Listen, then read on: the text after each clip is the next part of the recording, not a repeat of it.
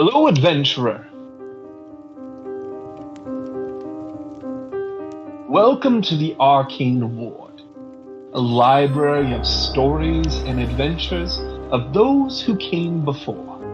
Here we invite you to sit back, relax, and enjoy this tale named Ashes to Embers. An exciting narrative of danger, adventure, and humor the likes of which you have never seen before. We thank you, and we hope you enjoy.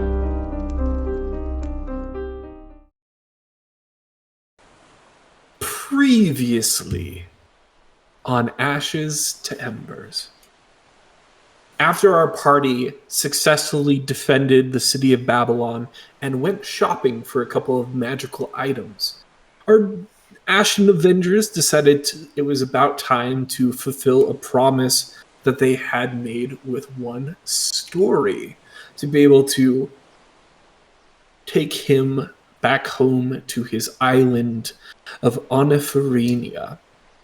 Also, to be able to make a pit stop while they were there to talk with the Dreamweaver, gather some information, and potentially some direction on what things they needed to do to better,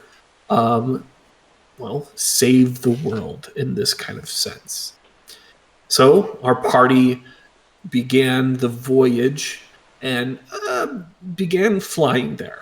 However, it was quickly determined that they would not have enough ashen stone energy to fly there and back. So a decision was made to sail this immaculate vessel through the ocean itself to be able to save on gas, per se, to be able to then fly away from the island when needed.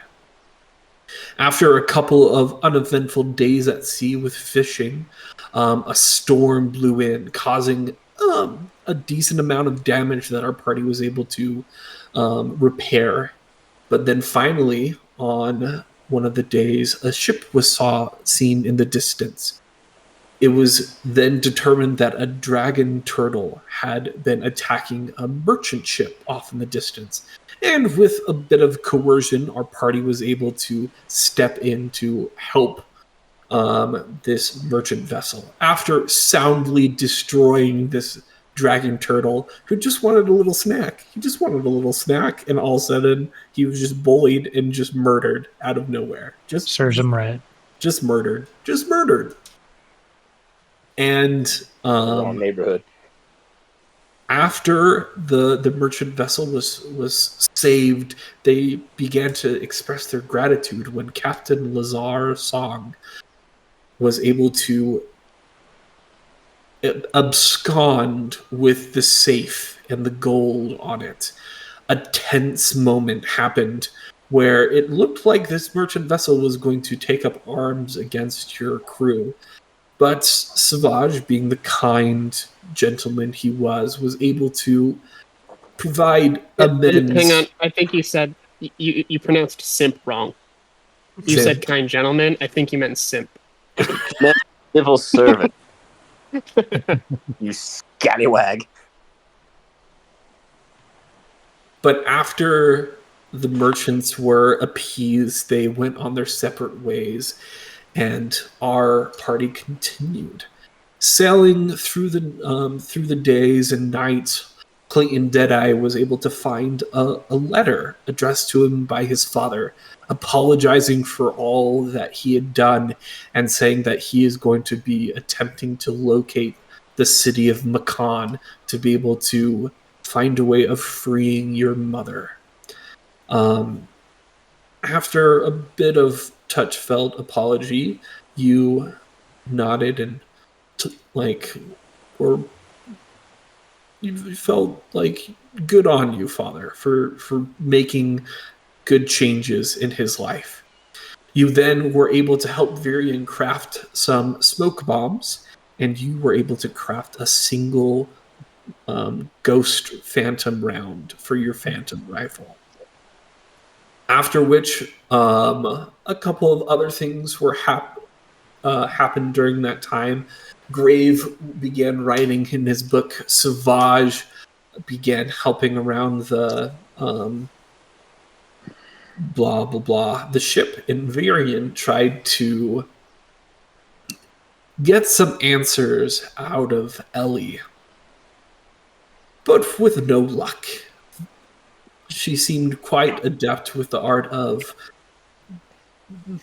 trying to deflect the conversation.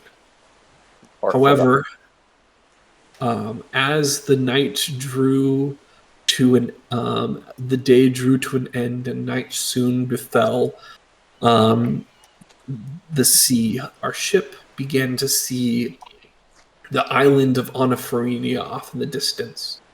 Our party was able to notice the massive structures of coral spiking out of the ocean, and even more terrifying, the several corpses and bones of dragon turtles that had been skewered on the different amounts of coral. After our party flew the ship to a safe harbor, Story was able to lead the party through the dense forest and to the village of Dreaming, where a party was going on.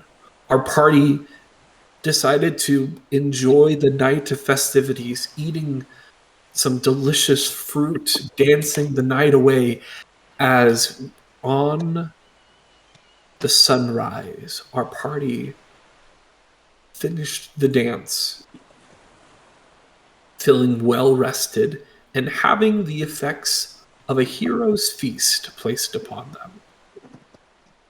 It is there where we will pick up our session for the day. Yes, Captain. So I wasn't here last week, so how the heck did you guys find a shark in here? Like, were you guys able to find it okay, or? I actually found it. Believe it or not, I found the shark. Oh, good job. Proud of you, bud. Thanks. The first time ever. Only took a year. You're just gonna leave him hanging like that? Okay. I'm sorry, Levi. Oh, it's hilarious. Our hands like go into our faces when we turn off. Yeah, sorry. I have not been wearing my headset. My headset's just been sitting on my forehead. But yes, that is where we will pick it up. So to begin with, everybody's maximum hit points increases by 13 because of the Hero's Feast. Oh. Next question. Yes. Was I there was Captain Lazar Yes, you there were. last week, or was he doing other stuff? You were there that last week, so you get this. Okay. We get So, 13 temporary hit points. yeah, I was gonna ask you, how do you do that? It is not temporary hit points. Your hit point maximum is increased by 13. For how long? For how long? 24 hours. Ew. So max HP modifier is 13. Whoop.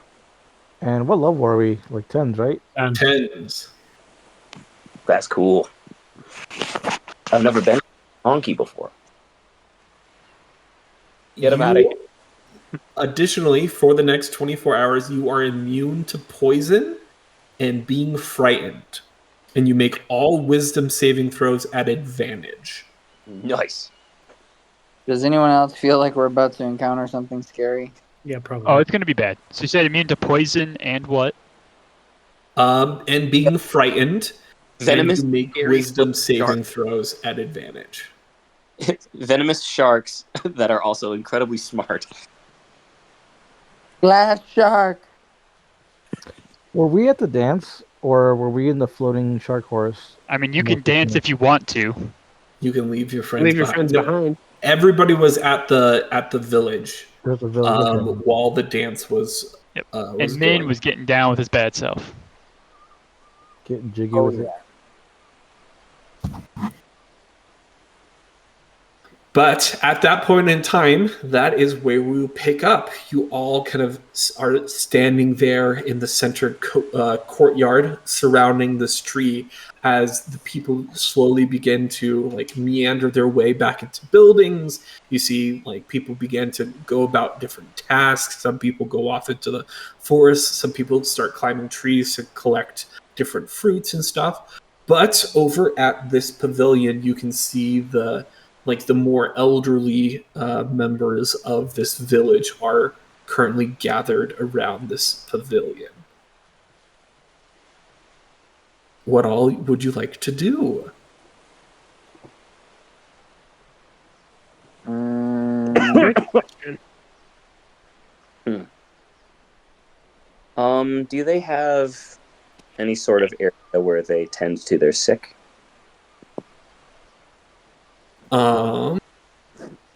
Make me a perception check real quick. I'm gonna go up on top of this hill and see if I see anything cool that I want to go explore. Would passive perception not work here? Make me an active perception check. Okey-doke. Captain, as you begin to climb these steps, you see that there are two individuals kind of guarding the steps up, and they kind of like hold out their hand like to pause you for a moment and say, "This is Hold Ma. This is sacred ground. You must have permission from the elders to come up here." I got a 18. An 18. Vaj, as you look around this town and you begin to kind of look for like sick and afflicted places like of a hospital, like some sort of hospital nature, you begin to notice that there doesn't seem to be anyone around who has any sort of ailment. Say what? Interesting. Very interesting. Where were the people that were telling him not to go any further? Right here at the very base. Then I'm going to go up to there. When they tell me that, I'm going to just be like, oh yes, I totally understand, but I'm afraid you're just going to have to make a little exception just one moment because I have very important business, but the elders, they're busy, I get that.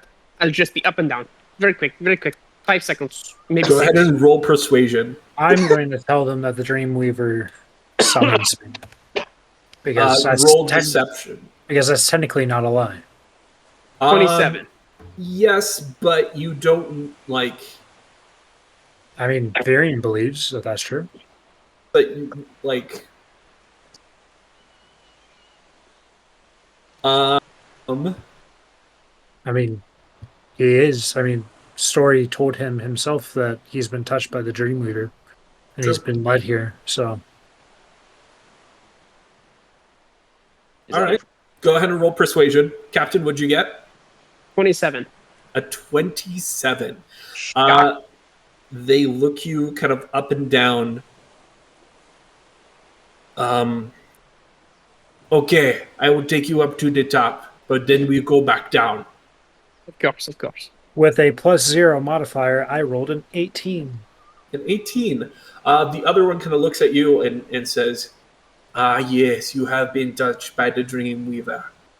But in order to properly commune, you must first meet with the elders. Then lead me to them. Very well. The guard kind of nods to you and then nods to the other guard who is going to take Captain Lazar up to the top of this temple. Virion, he leads you back to the pavilion. But, Captain, as you begin to make your way to the top of the pyramid, it's a pretty decent walk, a little bit of a hike, big steps. As you come to the very top of this pyramid, you see the fountain kind of bursting up out of like the top of the pyramid itself, and you see bubbling out of the fountain isn't like the liquid blue water that you're used to. It is swirling black and white energy that seems to be liquid in some sort or another. Begins to bubble up, out, and fall into the fountain itself. I'm gonna be like, just kind of like looking out, trying to see a view, and be like, "Is there another giant turtle out there on the horizon?" And then when he looks, I'm just gonna take a quick little, just drink just a little bit of this water, see what happens. Okay. Constitution saving throw at disadvantage. Roll me a deception check real quick. Oh, how could this possibly go horribly wrong? Well, he is a rogue, so he probably has. I'm not good at deception. That's a 14. 14. He kind of like he was a little bit wary bringing you up here, and as you try to like blatantly distract him, doesn't flinch. Do it again. Look, it's a bird. It's a plane. It's Superman. There's someone getting hit. Boing loins. Boing lines. Right in the boing. You can still attempt to kind of scoop the liquid up if you want. Tell him he dropped. Yeah. Well, what is that from again? The boing loins. Yeah. If I like start to circle it, is he gonna just like stay like right by me, or will I ever have like a? Attached. Could I like have a moment when I turn a corner and maybe just like subtly scoop it up and? Roll me a sleight of hand check at disadvantage, because he's attached at your hip currently. That's fair. Oh, craps. That's 11. You know, it's as you kind of scoop down to try to grab. Oh wait, do I have no? That's 11th level. I was gonna say, do I have reliable talent? But I don't. As you kind of scoop down to try to grab some of this liquid up, you watch as the blunt end of the spear that this man is holding kind of like whips up and impacts your hand. You're going to take 4 bludgeoning damage as he just like knocks your hand away. And he kind of smiles at you and says, "Do not touch the sacred fountain unless you are properly prepared." Prepared for what? To meet with the Dreamweaver. You must meet with the elders first. This is how we meet the Dreamweaver. Is this here? Wow. From what I understand, yes. C'est très cool, quoi. Do I see any? Just having this high vantage point, can I see anything of interest, whether in or the village? Make me a perception check. 16 plus 8, so 24. 24. As you kind of peer out over kind of like the sun is beginning to rise. It is a very beautiful kind of sunrise off in the distance. You do notice a couple of things. The first is there is several kind of groups of people, like mostly children, surrounding this area right here, seeming to being playing something. But additionally, here in the coral forest, this is the forest that you guys came through on your way here. As you look out over the forest, as the sun is beginning to rise and it's day, this appears dark, like almost midnight level dark. And as is you the threat level also midnight? Nice. No. But as you kind of look out at it, with a perception check of 24, you begin seeing, or think you begin to see, flickering figures darting through the forest. But as you kind of look at it, the figures seem to have very pale skin. You catch the kind of flash of red eyes every once in a while and sharp fangs. But as you kind of look down into the forest itself, all of a sudden you blink and the forest seems to be completely empty again. Thank you. You have been very helpful, and I'm gonna walk back down, but kind of distracted, continuing to stare over at the coral forest. All right.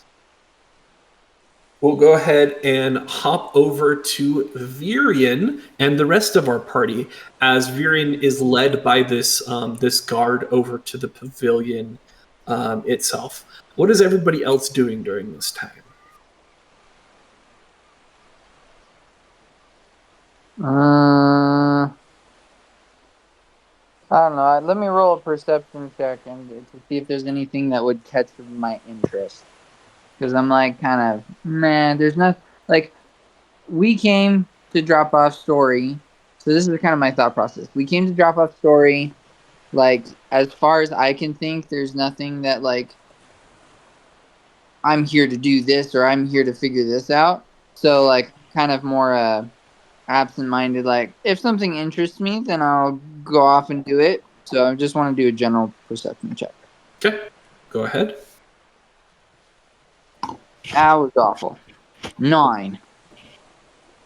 The thing that kind of catches your main interest is Virion kind of being led by a guard to a group of people. It seems that like Virion has caught the attention of whoever's in charge here. Okay. Actually, I do have a thought. So, first off, who has the bag? Me, I think. Of course you do. I mean, Okay. I always carry it on me when I have a chance. Yeah. Rap, you know better than that. How long did we happen to have discussed like how long we plan on staying here? What was our purpose of coming here again? Apart from being a taxi? I mean, that was kind of it. We have the two but things. if we've been invited to speak with the elders, we might as well do that before we go. Sure.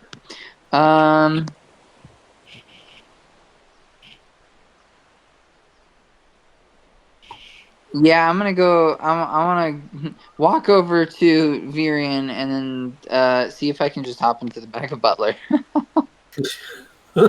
Somehow Levi is under the table. Yep. Sorry, I'm back. What are you doing down there, Levi? Huh? You tickling people's feet. Taking Grave pictures. is also gone. Dude, I saw the most adorable dog today at work. I know it's super random, but it was a giant Great Dane. It looked just like Scooby-Doo. Nice. Thing was like up to my chest, and it was so sweet. Anyways. Easy enough. Clayton, you're able to kind of like, as Virion is kind of walking by, you're able to kind of run up to him. Virion has the bag of Butler on his back, and Virion, all of a sudden you feel this rummaging on your back, and then all of a sudden, like, Clayton's behind you, and then is no longer behind you as he into the bag. Does anybody notice that? Yeah, but everybody's like, yeah, Holding before. I'm gonna be like, it's a mimic. It's my pet mimic. He's just hungry. Yeah. Don't worry, he'll spit him back up sooner or later. Sooner or later. Pranks you could pull that. Like you dive halfway in and then start screaming like you're being eaten. Just freaking everybody out. All right. Savage, what are you doing? I would just like to go around and just talk to the people, get some general questions. I am very curious as to why it doesn't seem that anyone is showing any signs of, well, anything other than perfect health, even despite their age. Go ahead and make me an investigation check as you do that. While you do that, Min, what are you doing? That's my investigation. Min's not questioning anything. He's just having a good time. Just a good Along for time. the ride. All right. And Investigation. yes. Dang it, that's gonna suck.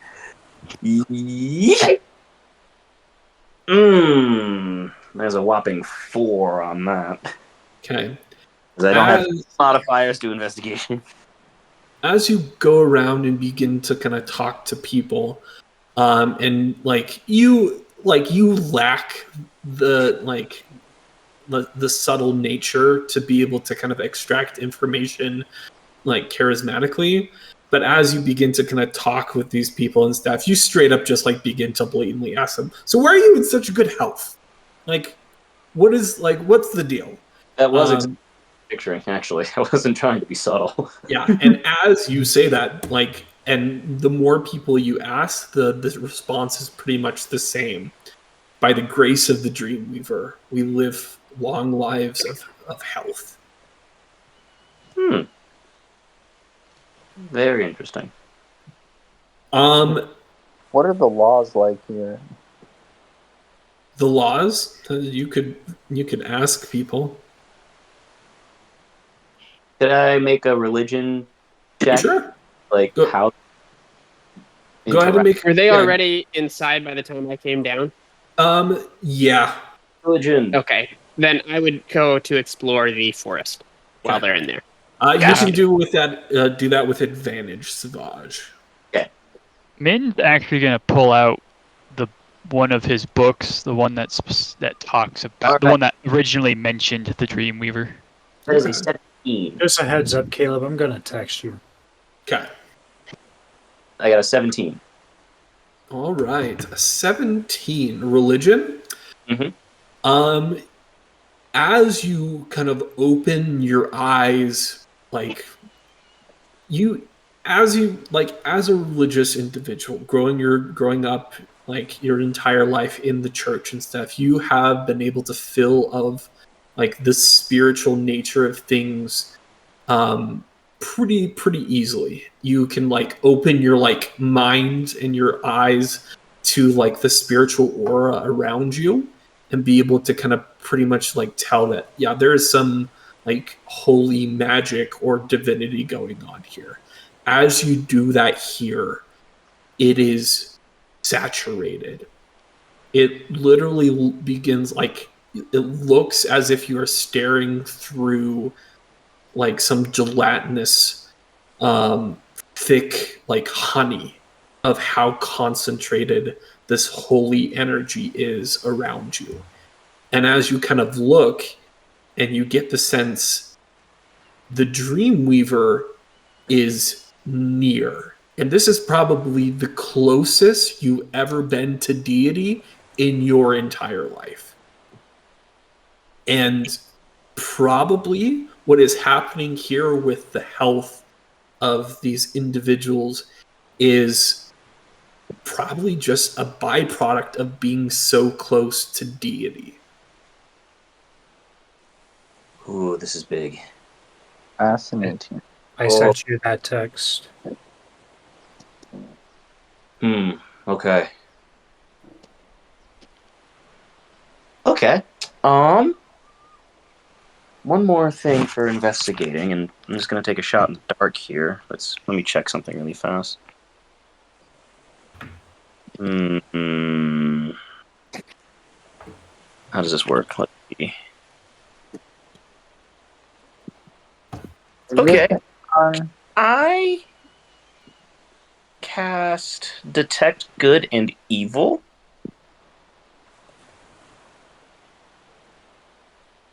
Okay, yeah. That would allow me to see if there is a celestial nearby. For sure. Go ahead and what is the range on that? Go ahead and read this. It allows me to know if there is an aberration, celestial, elemental, fey, fiend, or undead within 30 feet of me, as well as where they are located, it's concentration up to 10 minutes. So as long as I keep the spell up and walk around, I just have basically like a 30-foot radius detection going. Is it a concentration spell? It is. Okay. All right, yeah. As you cast this detect good and evil, and you begin to like sense, the first thing that you begin to sense is immediately around you in every direction is the presence of a celestial being. Ooh, okay. Heavy radar. But So many kinds of not good. But as you begin to sense and stuff, it's as if it's like an aura. It's like emanating out from a central location, but it's so powerful that it appears to be all around you, but it has a source. It's coming from further than 30 feet away in one direction. I would like to go that way. All right. That begins to lead you to the steps of the pyramid. Captain, what do you do? Captain ran into the forest. Ah, darn. So me and the elders. Yes. So, Savage, you reach the base of the pyramid. The guards stop you. We'll go ahead and pause right there, and we'll go ahead and hop over to Virion as you are led to the dais. As you kind of approach and kind of walk into this like very open kind of building and stuff, first thing I want you to do, go ahead and make me an Arcana check, because as you look around, this room does appear to have different runes and like etchings all around, like the sides and the floor of this gazebo. Does any of this information that I'm about to recall pertain to anything about fey, fiends, or undead? No. Okay. Never mind. Then here we go. What's your die roll? All right, well, I just did one, and it was first one was a natural 19, so 22. 22. So much better. Okay, as you look around, some of the runes on the walls and stuff like are just like runes of like protection, just like small arcane wards of just like blessing and stuff. However, at the very center of this pavilion, you see inscribed on the floor the runes for a teleportation circle. Very interesting. I'm going to stand in a teleportation circle and look to the elders and say, I'm assuming that this is going to take me to the Dreamweaver. As you say this, they kind of look at you a little bit confused. What take you where? No, that is not. So here's the thing. I came here, one, to back, but also mainly because you're God, so I've come to learn, came to me in a dream. I'm assuming, since he's called a Dreamweaver, that's kind of his thing. But I've been led here, and story has told me that I've been chosen by your god, or touched, or something along those lines. He has information for me that I need. So whatever I need to do to see him, well, I'm just going to do that. Which is like this group of elderly villagers kind of look at you, kind of nod solemnly as one kind of steps up to you. It is true. You have been touched by the Dreamweaver.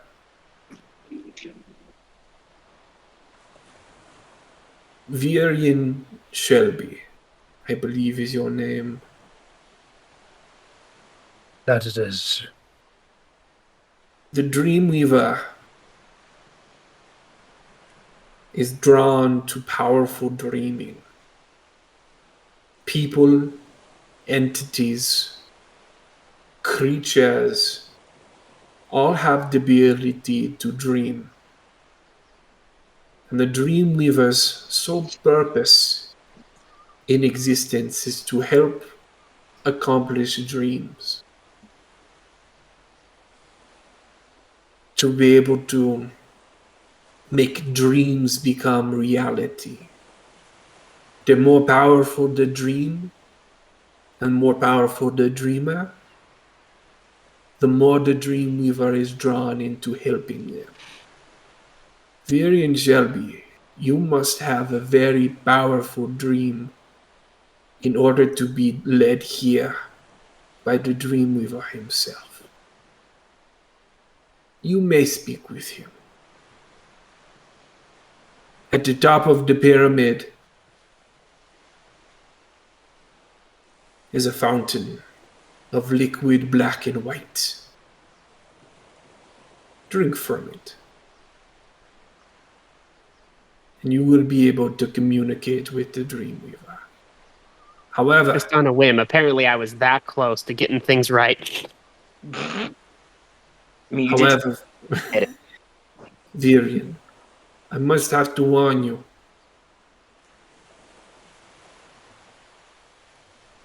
The Dreamweaver believes in helping, but not for free. You may ask, but he also may ask of you. I do not know what price he may offer in exchange for the information you seek. But the Dreamweaver knows a great deal of things both hidden and impossible to find.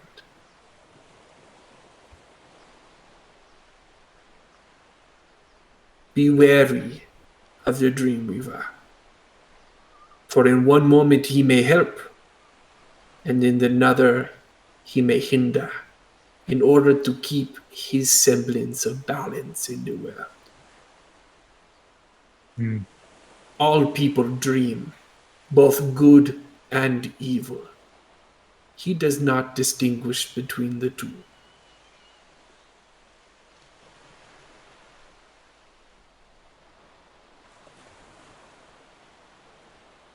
Go with my blessing. If you have any other questions for me, you may ask. If not, I What's the believe teleportation circle for? teleport what? What's the teleportation circle for? What is this? What I'm standing on, what we're standing on. Some immigrant many years ago came to draw that circle.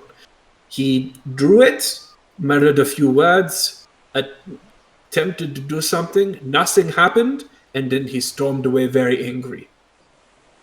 I do an insight check. Go ahead. Oh, I jeez. have questions and things. That's going to be a 21. 21.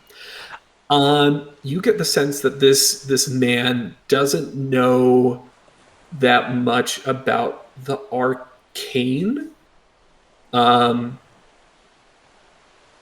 But you get the sense, like, from inside of 21, that he's like this man, like this elder in this group of elders, saw a traveler who like ended up on the shores of this this island, attempted to draw a teleportation circle to teleport, and it didn't work. Yeah, And what happened to this man? no. Well, this was many decades ago. He grew tired of waiting here and living here in the village, and I believe he tried to escape the island. I do not know his fate, but none who try to escape by sea escaped the clutches of the Atiamu. Do you remember his name? Do you remember what the year was? Well, you're not here. I'm not there. I thought I just stayed with the group. Oh, no, he can be there. It's true. His name, I do not necessarily recall it. What did he look like? What was the year? What was the year? The year?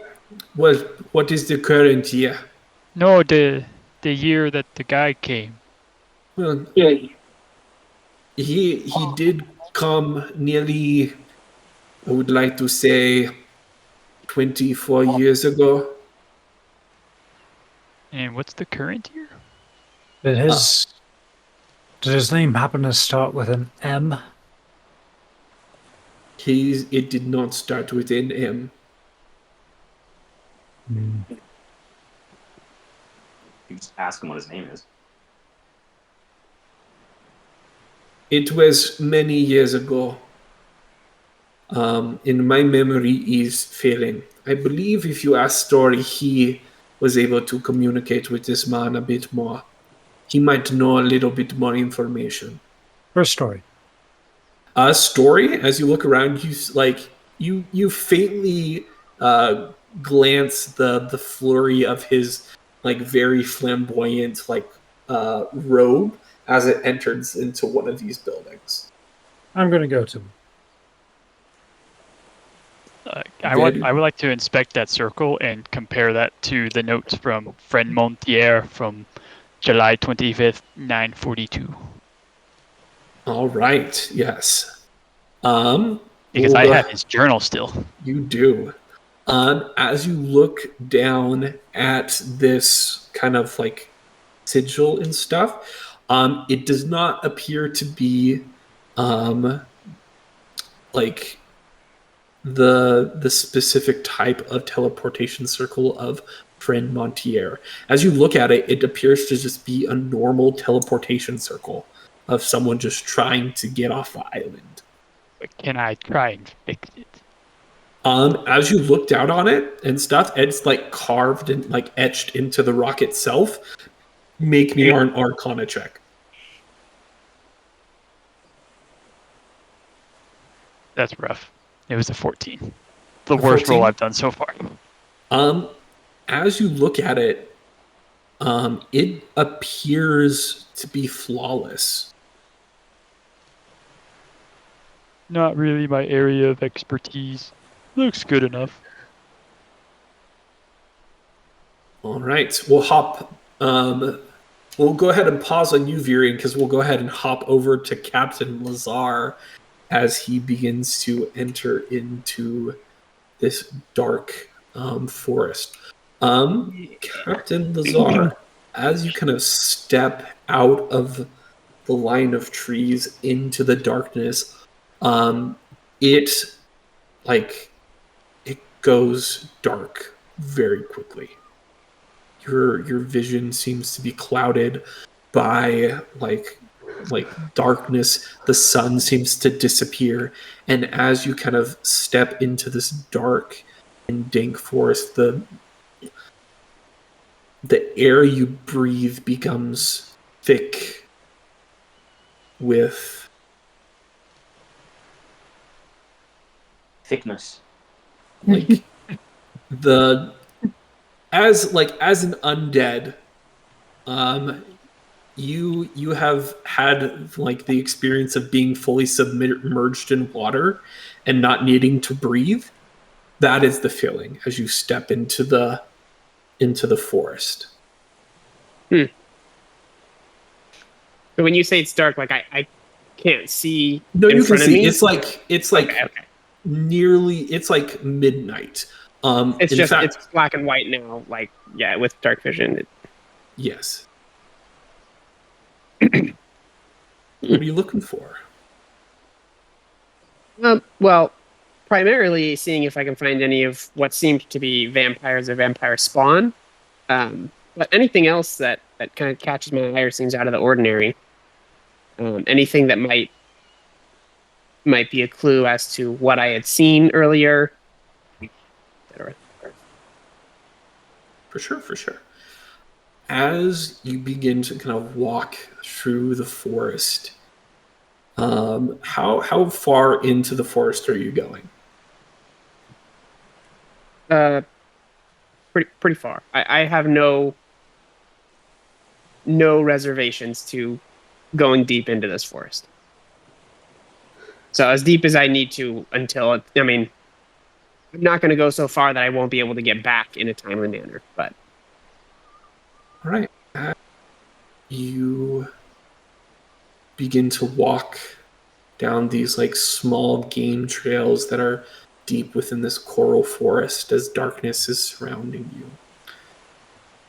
It is deathly silent. Not even the sound of like jungle birds or insects comes into your mind or ears. But as you begin to walk, your footsteps slowly keeping time with your own heartbeat, you hear a faint whisper on the air.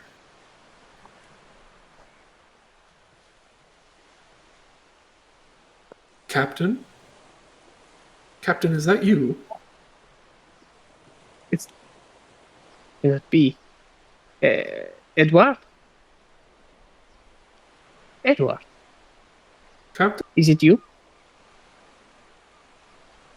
Captain, is that you? And then Yes. Does this seem real, or does this seem like it's kind of some sort of like auditorial illusion? Roll me. Actually, go ahead and make a wisdom save. That's what I'll rule it as. And I have advantage on those, right? You do. 16 plus wisdom save 0, so 16. 16. As you reply to this voice, it doesn't appear to be, well, at least recognize or respond to you in such a way. It doesn't appear to be a person replying to you. It's almost like it's a recording. Kind of. But as you kind of begin to stand there, it's the reference. As you kind of you stand there and stuff, you begin with the wisdom saving throw of 16. It's less of something that you heard, because you didn't really feel your eardrums vibrating. It didn't really it felt as if the voice came directly from your thoughts and subconscious. Gotcha. Could be Rumtooth and the other guy.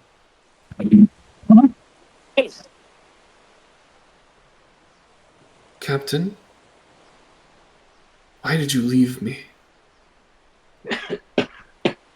I'm going to respond in my head because it seems like that's how he's talking to you. Like, leave you? I woke up in the morning and you were gone, Edward. What? In what world is that me leaving you? You could have saved me on the ship. But you sailed away. That I did, yes. I did everything I could to save you. Everything you could.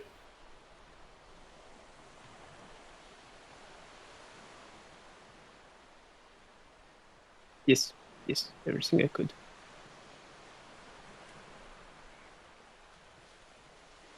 Then silence kind of falls back over the forest. Where are you? Come out so we can speak. Moment of silence. And then nothing. I'm just going to call out as loud as I can, just yell out Rumtooth's name. see if he's around, see if he steps out. Any sign that he might be around. As you kind of call this out, and it begins to kind of echo around the forest, the only thing that really comes back to you in response to your shouting is your own voice.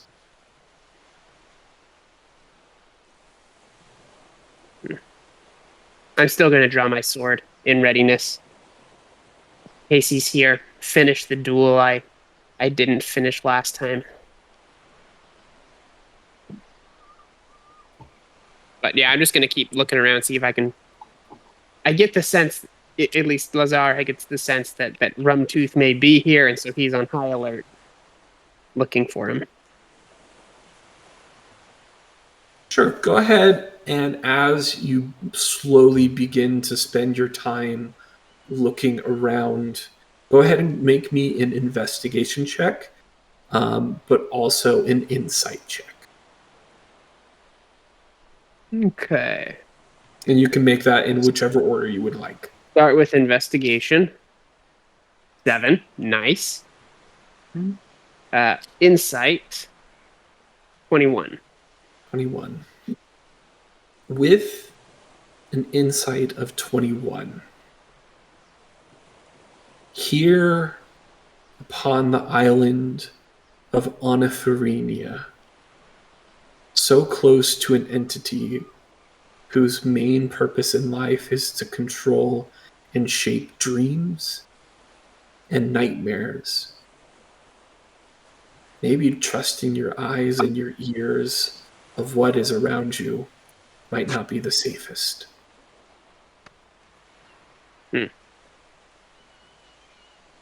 You do not find anything. With that realization, I will continue my way out of the forest back into the main village. But I will keep my sword drawn and stay on high alert. For sure, for sure. Just All in right. case. We'll go ahead and hop back over to Virion as you chase down Story. Yeah. So I find him? Yeah, he is currently kind of sitting down with he has like a little girl on his lap with like a group of small children kind of around him as he sits in a chair. A couple older family members are off in the distance as Story is like enraptured, like mid-telling of a very interesting tale of the king and the dragon to each of these like small children as he begins to kind of tell this tale of a brave king and a dragon that was threatening to encroach upon the land of the king, as he kind of begins to slowly make the children laugh, and he kind of pauses a little bit, looks up and notices you, and I'm sorry, my younglings. It seems that I am needed, but do not fret, for I will finish this story as soon as I can. But in the meantime, and he pats one of them on the head, just believe what you would like to believe. The story will end. And that ending is the more precious than the one I tell. And he'll set the child down, kind of stand back up and kind of waltz back over to you. Virion! How goes it? Story. The elders told me that you know of the man that created that teleportation circle in the pavilion. That, yes, the teleportation circle. I should... that actually brings up a very important point that I may not have mentioned earlier. That he can't teleport off the island? Yes. I figured. For some reason, teleportation magic does not work. Actually, that is not true. Apparently, this man you are speaking of, his name is Corin Dierda. Corin Dierda. It was either Dorin, Crielda or Corin Dielda. It does not matter. His name, it was Doran. Doran Crielda. Did he survive and leave the island? Oh no. He did try to escape on one of our vessels that we had procured for him. I saw his ship go down as the Amu spiked it straight through. He was able to swim to shore. However, it was then that he spent several more days studying to find that, based on the magical flow of the island here, because of the Dreamweaver and the Amu, both very ancient, powerful entities, and the way that the magic is working with it, the magic flows in a whirlpool-like effect. And this is something he discovered. At the very center of the whirlpool is a spot that those two magicses don't collide, and that is the only spot you can teleport from. And that's here on the island. Yes, very dead center. However, that is where the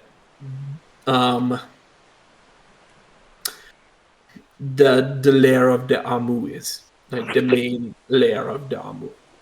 So in other words, if we want to leave this island, we're going to have to kill the Amu. No, from teleportation. You can fly away on the ship. That is fine. It's not as fun. However, you said he died. He did. When he discovered this, he attempted to make a journey to the center. Did you find a body? Yes. More of a skeleton. But you're sure it was his? Yes, I found one of his rings. Still attached to the bone. Kind of disgusting if you ask me. Poor bloke. So to be clear, you found the whole skeleton or just the finger with the ring? Whole skeleton. Picked clean. Like, imagine like millions of piranhas eating away their flesh. It was quite impressive, if I asked to say so. Well, I'd say that'd probably suffice. Anyway, until we had to go to the center of the island, I have a date with your god. Oh, very nice. Dreamweaver, he is super cool, super fun. However, try not to make too many deals with him. He tends to ask a lot. Right. I mean, as a blood hunter, I wouldn't expect really anything else. Tis fair, tis fair. All right. Anything else I can help you with? No, that was my main concern. So, you can continue your story. Very well. And he'll turn back to the children as he delves back into the story. All right, we'll go ahead and pause there and hop over to Clayton. Clayton, what are you doing in the bag? I was gonna see if I could expedite trying to create more bullets with the Mr. Butler. Okay. Are you willing to divulge the secret, your secret blueprint to the butler?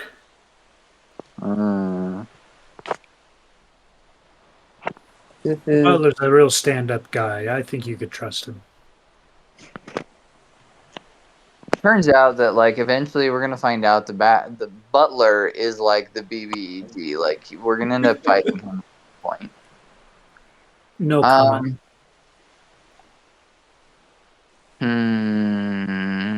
I'm cursed with knowledge on this topic. So no comment. Butler. Oh there, Clayton. I need some honest answers. Honest answers. I have answers. Can't guarantee that they are honest ones. Okay. I pull out one of my rounds from my revolver. Looking at this, are you able to analyze this and decipher how it functions and how to replicate it? If you willingly gave it to me, yes, 100%. I could synthesize how it was crafted. I want to test this. I want to see if you could actually replicate one of my bullets right here. I want to see if you could actually replicate this perfectly to fire the exact same out of one of my revolvers. All right. Give it here. I toss it over to him. He takes it, tosses it up, catches it in his mouth, and swallows it. Interesting. A little bit of sulfur. Metal casing, detachable firing pin. Interesting. There wouldn't be a firing pin. There wouldn't be a firing. Dang it. He was wrong. He couldn't do it. This is an interesting taste. Something I haven't... Is that black powder? That is black powder. Fascinating. Delicious. And he holds out his hand, and all of a sudden you see, like, fountaining out of his hand, you see, like, 10, 20, 30 rounds of that exact same ammunition begins to kind of fill his hand. Okay, I pull up one of my revolvers. I check that it's loaded, and then I open up my other revolver, empty it, and I grab one of those bullets off his hand, load it in, and I'd be like, "Could you just make, for temporary sake, just put up a target on the wall real quick?" Sure. And all of a sudden, him, like another version of him, just appears standing there, and he kind of salutes you and is like, "Go ahead and fire away. Yes, go ahead and shoot him. It's so much fun." Sounds like murder. Honestly, I laugh, and I laugh. I quickly just shoot. You want me to roll the hit? Go ahead and roll the hit. Right between the eyes. Just blow your hand right off because of misfires. 18. You got me. Oh no! Just kidding. And he kind of stands back up straight, but you do hit him directly in the chest. Nice. And then I look at my gun now that it's shot. So this had one of my rounds in it. I toss it to Butler. Ooh. Can I eat this? No, don't eat it. Don't eat it. Oh. You would owe me another one if you ate that. Don't eat. That's fair. Okay, I will hold this. I'm holding it. No. I want to see your shot. Oh. And as he kind of like, "You want me to shoot your gun for you?" I want to see what you do, just like what I did. And then all of a sudden, with expert precision, he gets his finger in the center, flicks it up, cocks it back, not looking, shoots, like, and aims over and shoots, and the head of the other butler explodes without even looking. Not a no look. This is a amazing firearm. Thank you. I've been upgrading it recently. Isn't it quite nice? Are you sure I can't eat it? Question. It would be fascinating to be able to know how this... It is a... What do you call this? It seems to have a cylinder that spins around and holds multiple rounds. We call that a colt. Colt? A colt. Just like how colts will buck. You feel the... now, you being a little bit more of a grain-eater being than me, I don't know if you could tell that there was a little bit of a jump in your hand, right? Yes. A little bit of a kick, like a colt. I like it. Exactly. Now, question. If you were to eat it, would you be able to just replicate it? Yes, 100%. But I would also then have the knowledge of how to create this. Oh, no. God, gosh dang it, guys. My VR just shut off. I forgot to plug it in. 1 second. You would have the knowledge to be able to replicate that.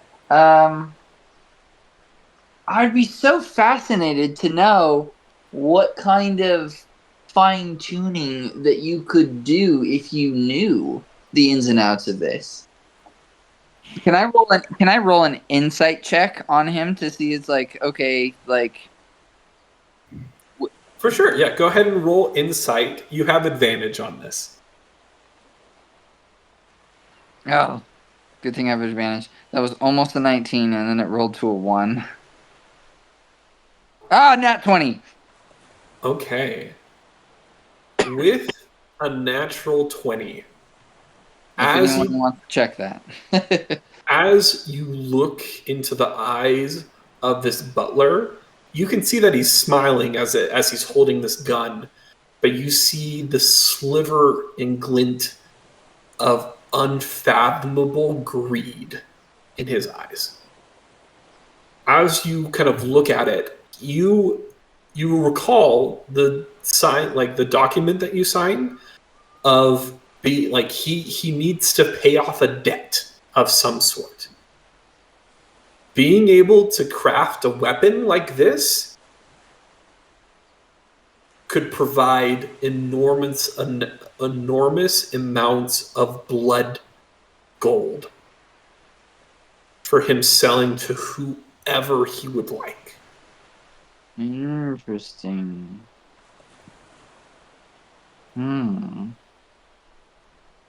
It is a bit disconcerting. You get the sense that this entity is willing to do whatever it takes to pay off this debt. You know, I see that little gleam in your eye, Butler, and I really Don't know what you mean. Oh, don't lie to me. Oh. I really am kind of wondering what you are like outside of your debt that you owe, and I wonder if you would find that to be more fascinating from a scientific point of view, from a engineering point of view, outside of your debt rather than inside of your debt. You're just looking at this as a way to be able to pay off your debt. I really do wonder. It is one thing to wonder. And it's another thing of what would it take to increase your debt if you did anything wrong more than what you've already done. I don't think that there is a way to increase my debt. Luckily for me. Yeah, I would say so, luckily enough. Now you've got the bullet. You don't need the way to use it. Very well, very well. Because that means the only person that you can sell those bullets to is me. That is very fair. How much would you be willing to keep a nice little vending machine of those available for me? How much does it take you to make them? I would it would probably be 10 gold for 1 gold for every 5 bullets you make. Okay. So I'm going to look at him and be like, why would I tell you the number first? You give me your approximation. Fair enough.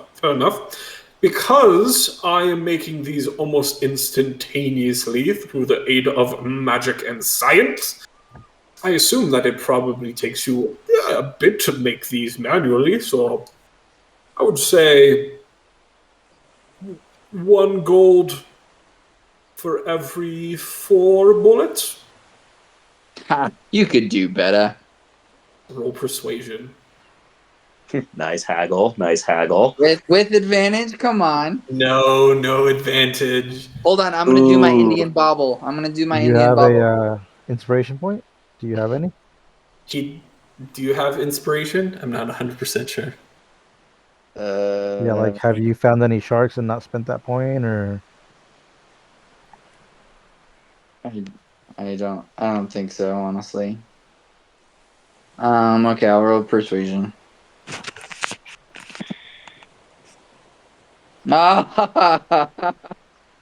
What'd you roll?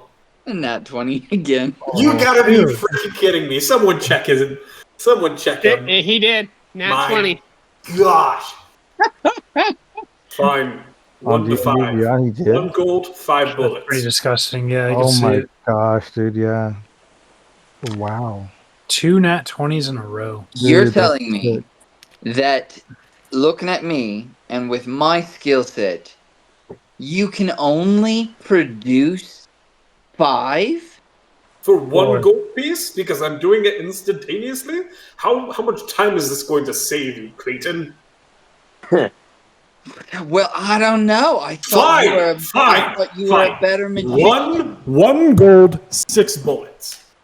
Final offer. I'll kind of like toss some bullets in my hand, look up at him, kind of with Caleb. You might know my face for this. Oh yeah. You might. 100%. I am livid right now because I know exactly what face you're making. I think I know what face you're making. Do you feel properly put in your place? Do you feel bonita? Oh gosh. I feel bonita. Good, because you look bonita. All right. You know what? I think I'll cut you the deal this time. We'll go with the 1 and 6. He shakes his hand, feeling like he for sure just got swindled. But my gosh. Perfect. Make me up my I'm gonna toss him 5 gold. Okay. He will have the 30 bullets ready whenever you need them. Perfect. All right. Well, go ahead. Is there anything else that you were wanting to do? Not right now. I'm gonna relish in this. If he can just replicate anything, and wobbleheads of alabaster are worth 11 million gold apiece, can we flood the market really fast? You would have to convince them that they're that worth that. You know what's really funny is the fact that I have a persuasion bonus of 1. That's absolutely insane. That is wild. I am upset. Upsetty spaghetti. Hey, Okay, we're gonna leave that. We're gonna cut back to Virion and the rest of the party.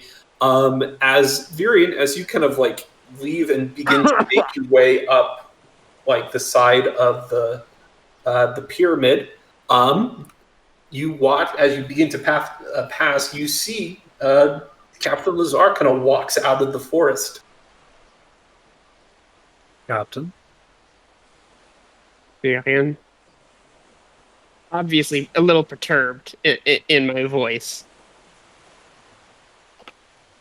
Find yourself on a nice stroll in the cursed coral forest, eh? Something like that. Where's the Dreamweaver? Did you figure that out, how we talked to the Dreamweaver? I'm on my way to go speak to him now. Ah, perfect. Can I join you? I don't think so, in all honesty. I think this is a one-on-one meeting. Quick question. Cool. No doubt. It's not that I wouldn't want you to be there. It's just how it works. Mm-hmm. No, for sure. No doubt. Is there anything that we need to be aware of? No. I just was having some bad nightmares in there, and I'm gonna finally put my sword away.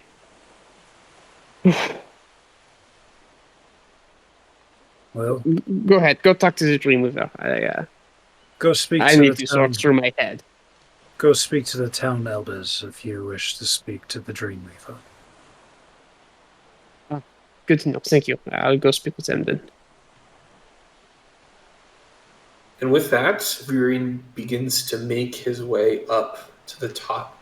As you kind of approach the guards, they nod to you and they kind of part and allow you to walk up to the top of the pyramid by yourself. And there you can see the liquid black and white begin to pour out of the top of this fountain and cascade down into a small pool that begin to swirl together in black and white, very distinct as you stand there, feeling a draw towards the fountain. I have a feeling I'm going to regret this. That's the spirit, Virion! You can do it! You can do it!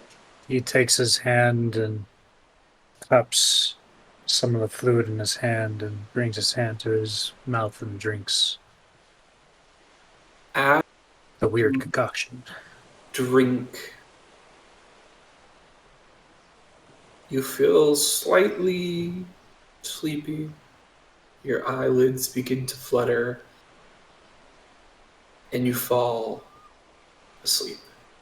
The rest of you watch as Virion kind of like scoops down, takes a sip, begins to wobble, and then fully just biffs it down. I'm fully lying down horizontally on the top of the pyramid. I am sprinting up those steps. As you begin to sprint up the steps, guards stop you, like spears crossed. He is communicating with the Dreamweaver. He is asleep. We will protect him. I'll put my hands up and just kind of back up a couple of steps. Be like, okay. You're sure he's going to be okay? Yes. Quite confident. Very well. But I will stay here, if that doesn't bother you. He nods to you.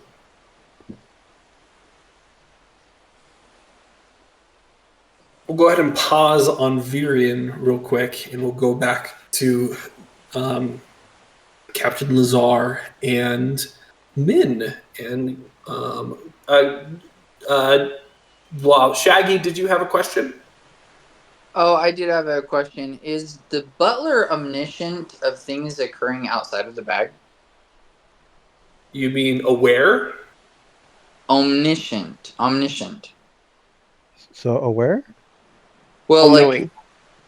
yeah, all knowing of what's going on outside the bag. You don't know.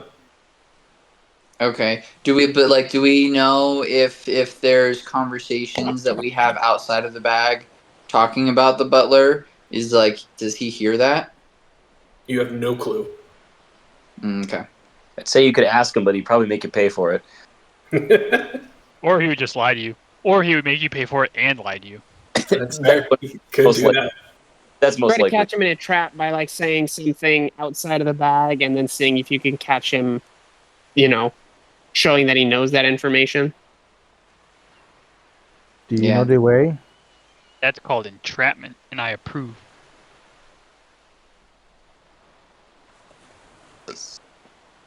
Alright, that's my question. Perfect. All right, Captain Lazar, Min, and Grave. Are you guys kind of gonna be tagging along with Captain Lazar as he goes over to the elders? I guess I'm still technically there, but I'm going through the documents that I have. Yes. The Harmony. It's called Harmony. No? Yeah. Harmony, the discussion on the forces of good and evil. I want to go through there specifically looking for things about the Dreamweaver. Okay. Make me an investigation check as you begin to research a little bit more. Let's see how well I can read. It's a 16. It's not great. Accurate of my real life. 16. Not much. Honestly, right now, being experiencing what is happening around you is more information about the Dreamweaver that was ever contained in that book. you're like beginning to learn things about the culture, the people, the people that worship the Dreamweaver are literally like the only ones that like fully know about the Dreamweaver and worship them are living here on the island. So a lot of the information about the Dreamweaver itself might be you might be able to find out from the people that live here themselves and the doctrine and the beliefs of the Dreamweaver and what he's all about and that kind of stuff. Yeah, but that requires me to talk to people. That is fair. All right. Captain, do you walk up to the elders? I do indeed. Just right up there, just it's still kind of a little just irritable from my situation and not doing a great job of not taking it out on everyone else around me, as I'm just kind of in a bad mood after kind of getting spooked that I might run into Rumtooth and Edward. And so I'm just going to come back. I need to speak to the Dreamweaver. The elders kind of nod to you. Yes, it appears that you do have a dream. Isn't that correct? What is your dream, Captain Lazar? Are you the Dreamweaver? Aren't I supposed to have this conversation with the Dreamweaver? You are correct. I apologize. Yes, you may. Currently, one of your friends, Oh, yes, my bad. Virion Shelby, is in communication with the Dreamweaver. After he's finished, you may converse with the Dreamweaver. Great, thank you. And I'm going to turn to walk away, stop for a second, kind of take a deep breath, try to calm myself down, come back to reality, and I'll flick him like a little gold piece. Like, thank you for your blessing. I don't know your culture if you need offerings, but and I'll just walk away. He catches it, kind of nods solemnly. And as I pass, man, I'm just gonna go. It was painted bronze. Oh, Captain, never change. As you begin to kind of leave the dais and kind of come back down into the center where a lot of the people and stuff, you see Story kind of like over in the building itself, kind of talking with like several children, telling a story. But then he makes eye contact with you and kind of looks over and kind of like nods you over in his direction. I'm gonna reluctantly be like, oh, I gotta go put on my happy face again. But then I will, and I'll go over and talk to Story. Mon ami, Captain, how goes the storytelling? Oh, it goes. These youngins, they cannot get enough. It feels like I'm telling stories night and day, but it is fine. A good respite. I see you are preparing to talk with the Dreamweaver. As our mutual... Any advice? Be careful what deals that you make. He may ask a lot, but he also might offer you the thing that you desire most. He is the Dreamweaver. He knows your deepest dreams and desires and can help you accomplish them to the fullest degree. By the way, so you've been able to speak with the elders. Has our mutual friend from Babylon been able to converse with the Dreamweaver yet? Our mutual friend? You mean it? Ophelia. Is it Ophelia? She's here? I didn't even realize she was still here with us. Yeah, she's on the ship. I forgot that she was here at all. She's on the ship? She was not on the ship when we left. I thought she went ahead. What? Captain, do you know where Ophelia is? Okay, it's been like 2 months. Do I actually? Because I don't know, but would I know in game? Like what? Captain Lazar, as you begin to search your mind, Oh no. the past day and a half, you haven't seen Ophelia. Not like that you can recall. Oh no. This was something we were supposed to write down, and we forgot. Ophelia fell overboard 2 days ago and we didn't notice. Really? Was she on the ship with us She was originally? on the ship. Yeah, she was on the ship with you guys. Oh no. You guys remember that roll that you did last session at the beginning of the day? Nope. Was they here last one. session? Last session, for when you guys were rolling the D100, Somebody you rolled guys like a- rolled a 2. Did Ophelia despawn? You don't know where Ophelia is right now. Oh, dude, Oh, she goodness. He's floating in the ocean. She I just don't got remember. Do you dragon have turtle. scrying? Can you cast scrying? I do. Call her. She's still got a cell phone, right? I do not have scrying. Do you- I'm just. her I'm on her not cell even. phone? Once he says that, I'm not gonna listen to the rest. I'm not gonna say goodbye. I'm just gonna turn and run. Run back to Min. Sparky fingers. Do you have the scrying spell? Maybe by chance, we may have done something very irresponsible. Ophelia's Let me go look through my book real quick. It might take a minute. Well, when we finally find her, she'll be like, I've been falling for 48 hours. 3 days. Oh no. Traveling. I do actually have the scrying spell. Wait, can you take a look for me? We need to find Ophelia. I think we lost her. I'm so losing my job for this.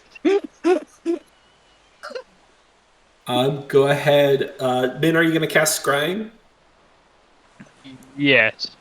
Just checking how long. It's a 10-minute casting time. Okay. Actually, you can come with me on the ship to cast it. Might have Okay. something that will help. Okay. Maybe we should ask the Dreamweaver. But you have to promise not to talk about this to anybody. Oh boy. Oh boy. Oh boy. Oh boy. Hey man, come with me to my bedroom. I gotta show you something. I mean, I've already slept in the captain's quarters. It's fine. Did you bring protection? Why? What's up there? As you are frantically having this conversation with Min, the Dreamweaver kind of like shuffles out, begins to throw on his coat, and kind of like motions for you. Okay, back through the Coral Reef. I mean, the Coral Forest. We need to make it to the ship, right? The Dreamweaver or Story? Sorry, Story. I was gonna say, bro, you did not say that the god was standing right in front of me. No, it's just Story. Story kind of comes out, throws on his like very flamboyant coat, and motions for you guys. I will lead you back through the forest. It is dangerous during the day.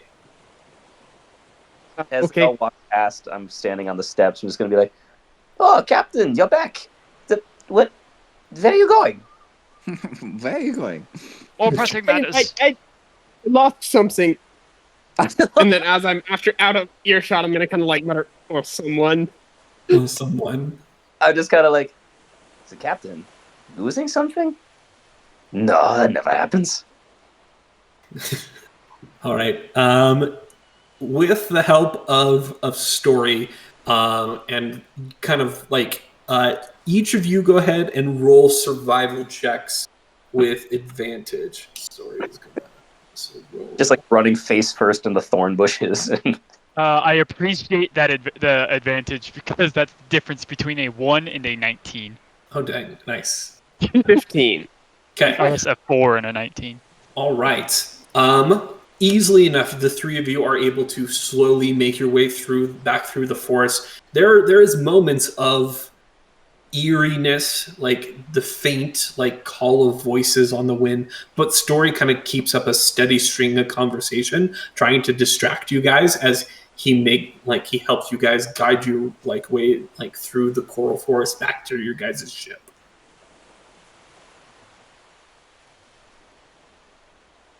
This is so funny. All Quick question: where's Talon? And would it be super inappropriate or inopportune for me to just pop out of the bag? Oh no! You don't know where Talon is because you're inside the bag. Also, so you hop out of the bag. Like where I didn't say that I was going to. I was. Okay. I was wondering, was he with don't them know if it or would was be he not? poignant to just tell him, you know that he's there because you're in the bag. Yeah, just let me know whenever you decide to hop out of the bag, and I'll tell you where you hop out. Oh, Perfect. no. Perfect. The guards are going to Me attack here you. with these idiots. Perfect. You All brought an right. illegal past the TSA. I'm your midget in your suitcase.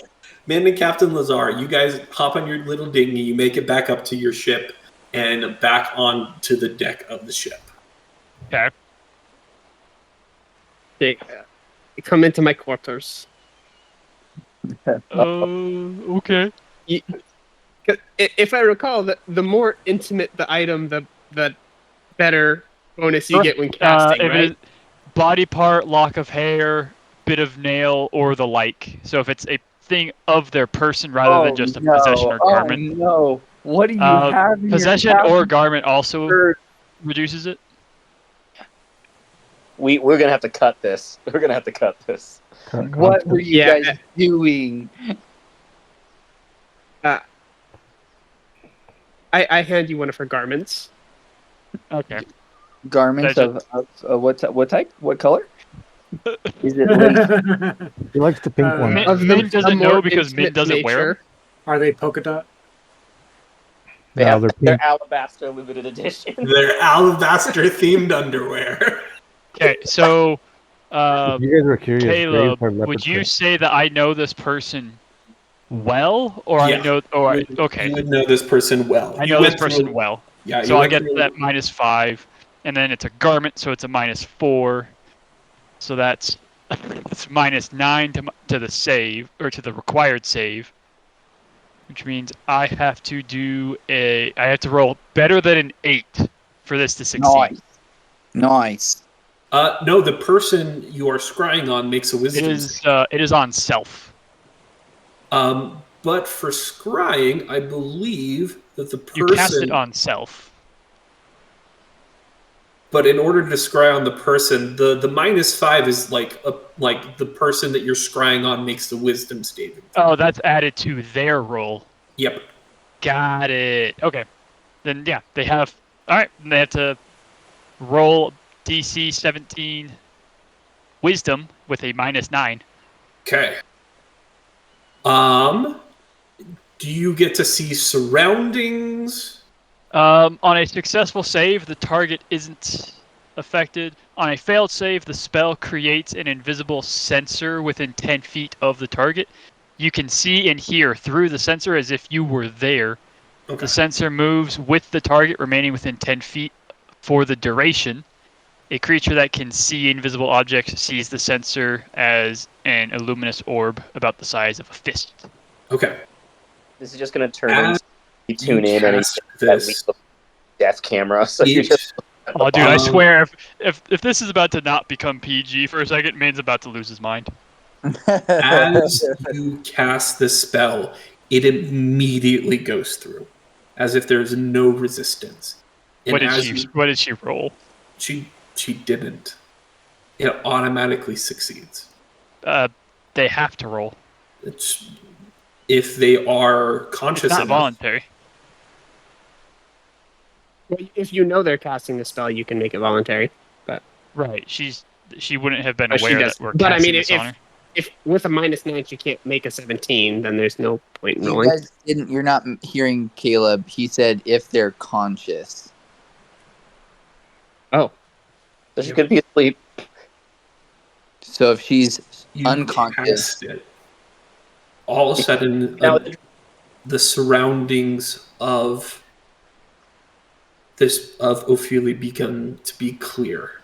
You kind of look down on a scene as Ophelia, completely soaked from head to toe, is currently stumbling through a very dense, dark forest.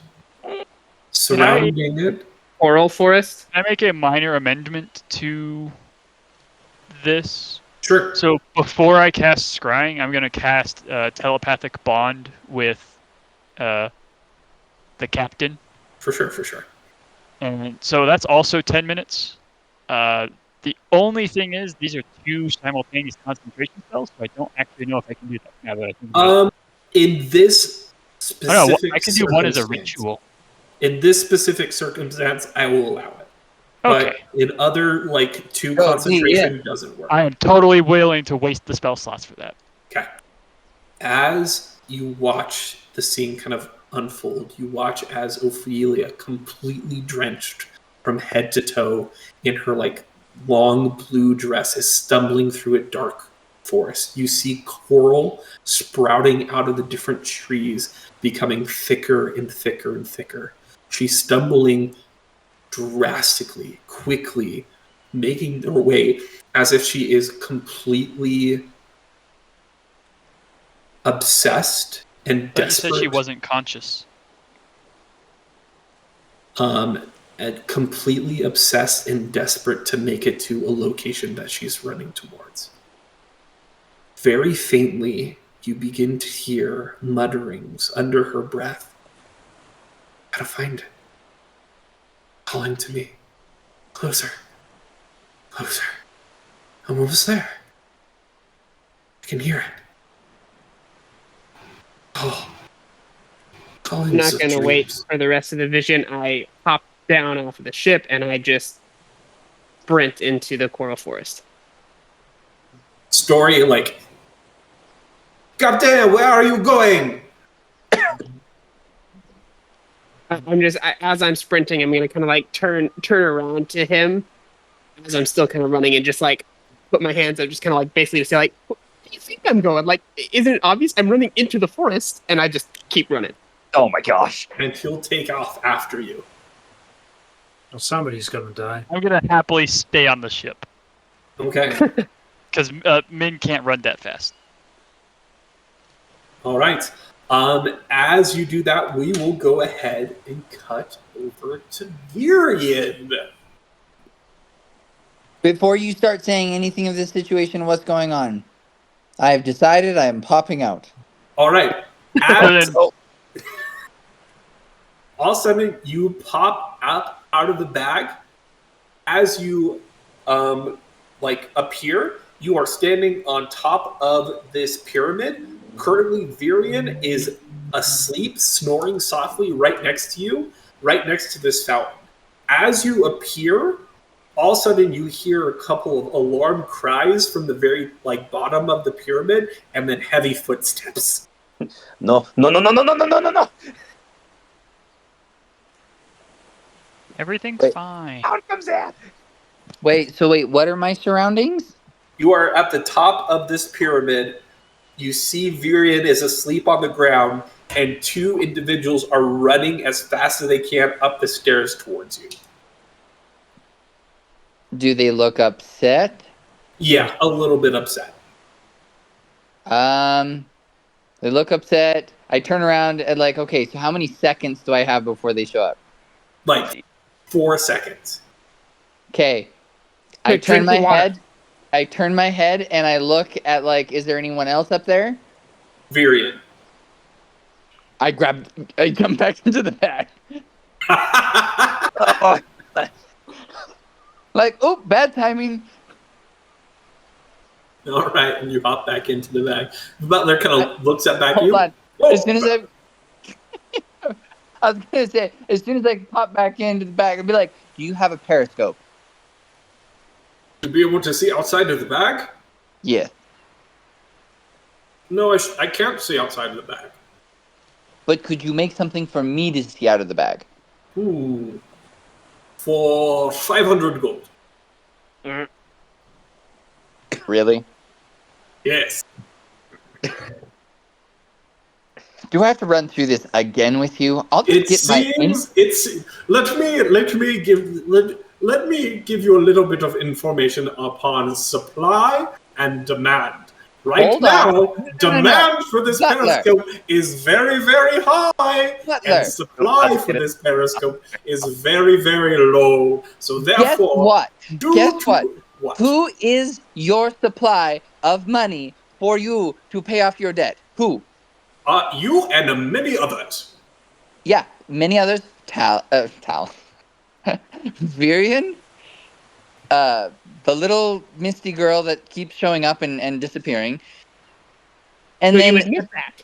and the turtle. That's really it. So guess what? I'm the one that chooses whether you get any gold or not. And That is if what you think. and might if have you other play nice, contracts. I might eventually give you You the know what? chance for this gun. And I I pull out the decided- gun, wave it at him.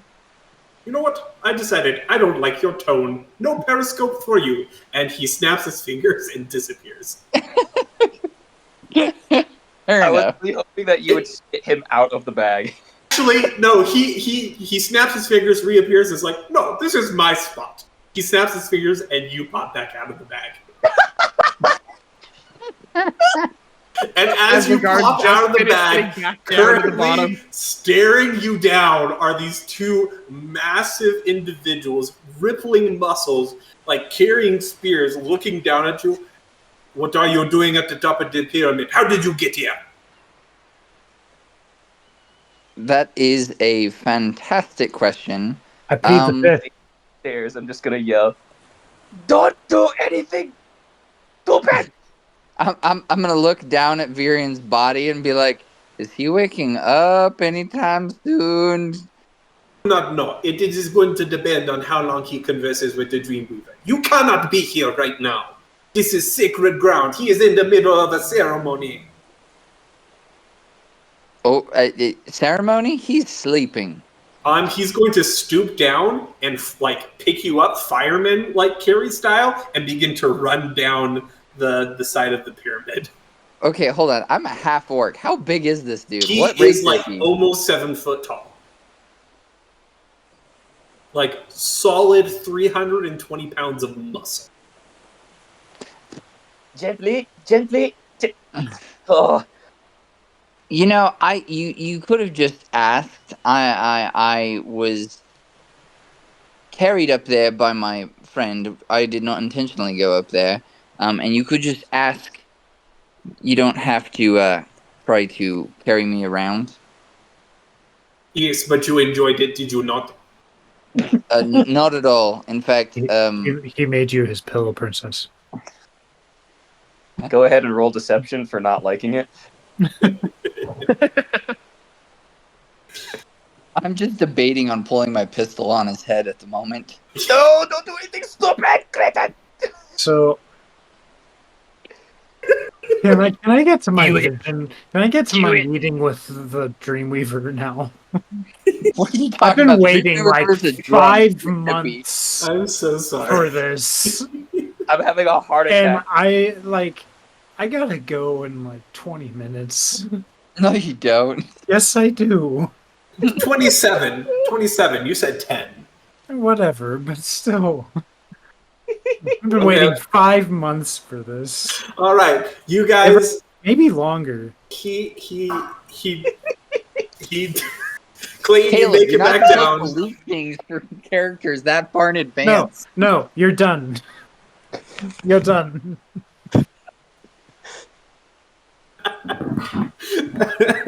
Oh, I'm in tears. All right. Actually, in tears. Virion. Okay. Virion. Yes. As you fall into a deep sleep, slowly, the sound of the crashing waves fades into silence. Darkness surrounds your eyes as you begin to come to. As you begin to wake, you find yourself in a bright, white landscape. Around you, surrounded by dark expanse. Off in the distance, you see tiny specks of white slowly floating, not twinkling like stars, but hovering, suspended in some sort of viscous liquid. Gross. As you are standing there, you begin to look around. And towards the center of this very disorienting space, you see a rock. Standing on top of the rock, you see a figure dressed in primitive robes, long, flowing, stark white hair braided with black, and a very pale white complexion. But the thing that draws you close, that sends shivers down your spine, is the eye. Wide, looking directly at you, but pitch pure black, staring deep within your soul. Ah, Virion. So good of you to come and join me this evening. You sent for me. I'm here. So what do you want of me? What do I want from you? And as he says that, and you blink, he's standing a few paces in front of you. In a moment of teleportation, he seems to look down and says, "No, Virion, it is not what you can do for me, but what I can do to help you accomplish that delicious dream of yours." In exchange for things that I can do for you. Oh, of course. So again, I ask, what do you want from me?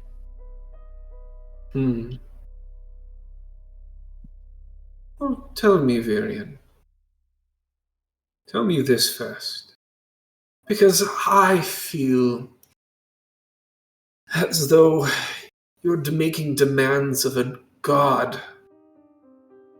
I think a bit more respect might be due to you. Yes, you have quite a powerful dream. Quite a powerful, delectable, insightful dream. Something that drives you more than anything on this world. Let me hear about it. Tell me, Virion, what is your dream? You know my dream, Dreamweaver. You're the one that showed it to me. You're the one that appeared in it. You're the one that appeared as my dead wife. Oh, not a dream, but your goal. That dream that provides you such yearning. I want to bleed that Balor dry. If it's the last thing that I do. That is right. I want to drag the Balor into the depths of hell, even if I must do it myself. Oh, Virion, tell me more. Describe to me what you will be willing to do for it. And as he says that, you watch as he steps forward. His foot hits the ground. And as you watch, this dreamscape around you begins to shift. The sky of blackness turns blue and the floor beneath you turns to cobbled stone. And there you stand on the edge of a cliff, high, high in the air. Hundreds, thousands of feet, currently on a cliff overlooking some sky city. There you see it, the Balor, hovering upon the edge of the cliff, looking down at you, bellowing out in rage. A final battle between you and it. This desire drawn out of you in fear and anger, in desire, as you step forward, steel in hand, as you take a step. It is there that you rush the Balor. Feet pounding, you leap up and you clash swords. As your blade impacts and your body and your momentum impact into the Balor itself, you both tumble off the edge. Thousands of feet down, you begin to plummet. But no matter. This is what you want. This is what you need. You get your sword underneath and around the back of the Balor. You hook it underneath the joining part of the wing, and with one quick motion, you sever one of its wings. The Balor lets out a massive bellow. You step forward upon the chest of it, swing back around, and are able to once again sever the other wing. You two are now plummeting to your deaths. It is there, in this moment of triumph, that you look down into the blazing, infernal eyes of the Balor itself, as the ground slowly, quickly rushes up to meet you. You take your sword, you plant it on down deep into the chest, and you wait for impact. 3, 2, and you impact the ground.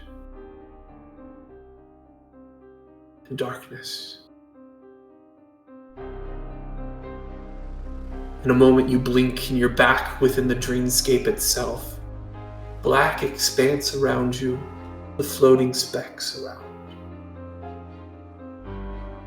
Virion, there is very few of those that live, that have a dream that they are worth dying for.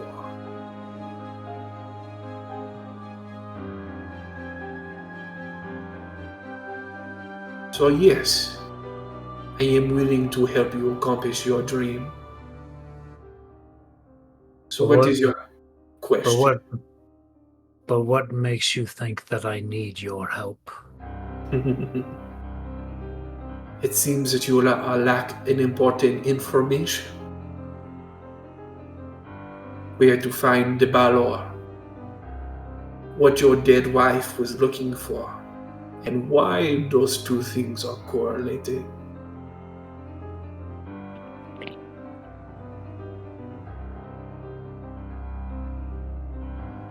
So you provide that information, and then that grants me the upper edge. An advantage, a possibility, yes, to accomplish your dream.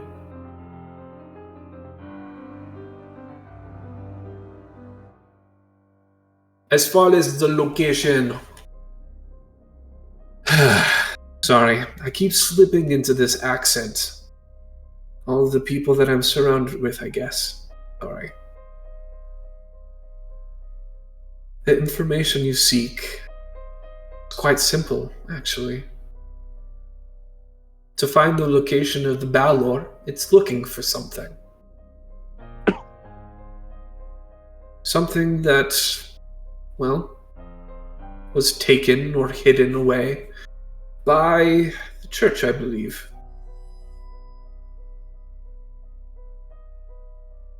A large stockpile of ashen stones.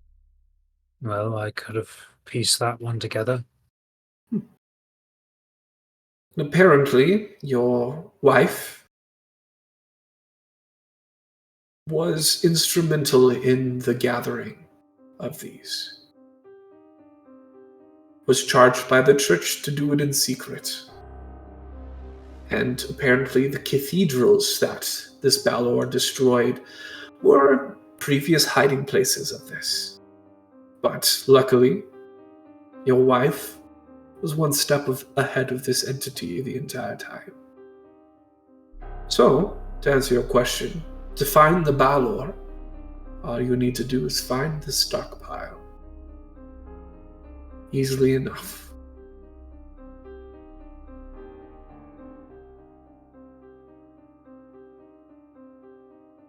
All right. There's one thing I do want from you. My son, Lucian. You also had a son? Yes. My son, Lucian. He's become a very capable young man.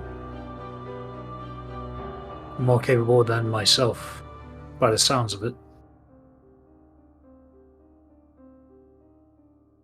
But he gets out of this alive.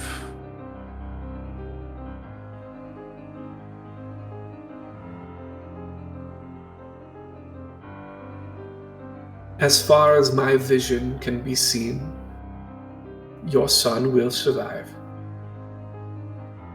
But Virion, I will offer you a piece of advice, free of charge. The only thing more powerful than something, a dream worth dying for, is a dream worth living for. You have something in your life that is worth living for. Just food for thought. I died the day my wife died. The day that I broke my vow and picked my sword back up and took upon the mantle of a blood hunter again. It pained me to leave my son behind. To leave him and make him believe that his father died a drunk in some alley. I did this for him. I do this for him. But when that Balor is slain by my sword, I leave this world with him. There is nothing here for me. Not anymore.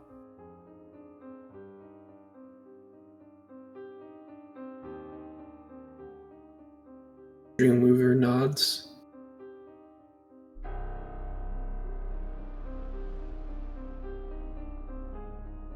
Now, Virion,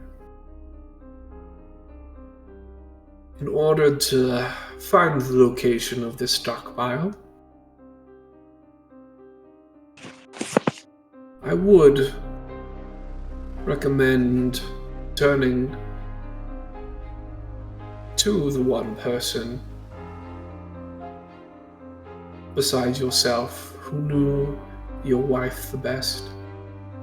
Your son may offer some important insight and secrets to the potential location of this stockpile.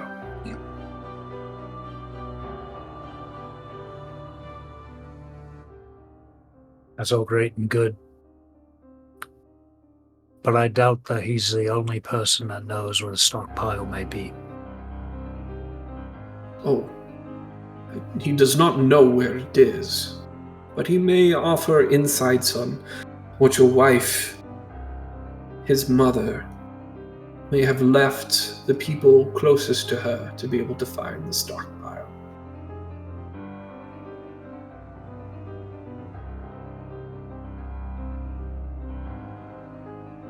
Sometimes, to accomplish our dreams, it is paved through roads of uncomfortable natures. But that is life. And sometimes the prize is worth the mild discomfort. Wait.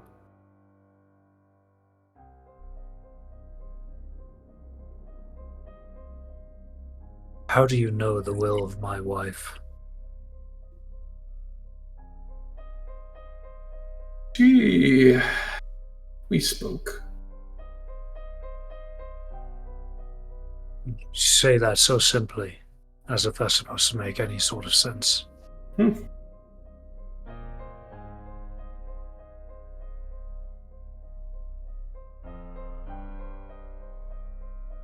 Luckily for you, I do not have to explain myself. Perks of being a god, I take it. Perks of being a god. Right. So you mean to tell me that this stockpile that she protected, kept a secret from me and everybody else, she now leaves me in charge of finding it by leaving behind some sort of trinket or tool in order to find it? You could say as much, yes. You mean to tell me that she knew that that this would end up happening, that she would end up dying, that I would take up the sword again and go down this path?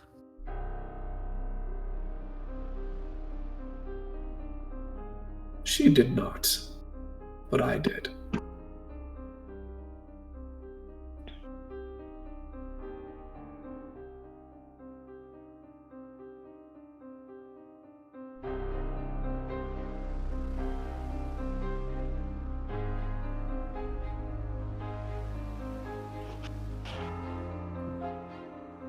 There's one that we brought with us. Her name is Elevated. Yes. What is she? Yes, Ellie. Elevated. Sneaky devil. We're all ears. I nearly killed you all for the blasphemy of bringing chaos here to my realm. Huh? Chaos? So she's chaos. Tell her we must have words. You didn't Quickly. quite answer my question. Did I not? I'm You said so... she's chaos. She is chaos.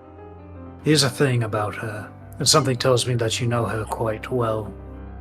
You can't tell her what to do. And I can't lead her to decide to meet you. I don't even know where she is at this moment. She has a habit of phasing in and out. She's around. She is currently trying to hide from me, but I sense her still. She's not left the island. Tell her, and I will make this very clear, Virion. Tell her, if she does not come to meet with me in the next 2 nights, then you and your entire party's lives are forfeit. Let me guess. The Amu. No. By my hand. Sounds like a good deal to me. Tell her I just want to talk. Yeah. And if she comes to talk, then I will spare every one of you. Just if she comes to talk. She does not, everybody's lives are forfeit. Will he spare her? I'll consider it. But I'll tell you one thing, Dreamweaver. Don't underestimate the Ashen Avengers. I would never. Now, for payment.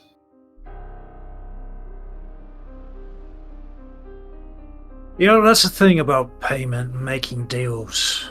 Typically, you want to agree on your price before you offer the product. Interesting. Virion, is that true? I'd say it is. All right, Virion, go ahead and make me a Constitution saving throw. Oh boy. It's a good thing you found that shark. Yeah. Someone tells me no matter what I roll. Speaking it's of, still gonna that be shadow right there is a shark. rough. What? The shadow on the floor right there. Yeah, Captain Lazar did find the shark while we were having this. It didn't start out that way. I saw the little black balls. I was like, oh, these are fun. Looking around all the little white balls. I'm like, this must have taken forever. And then I Is saw that a little why shadow. you I was like, stick with him? 16. there's a shadow right there. 16? Yeah. You feel your breath catch as it feels like someone has reached inside your chest and is squeezing on your lungs. Oh, force choke. That's awesome. Now, Virion, I've been quite polite, quite forthcoming, and quite hospitable, I would assume. But it seems as if you mean to disrespect me in my own domain. That cannot possibly be the case. Not disrespect. Just a lack of respect. Or continues to underestimate the action adventures.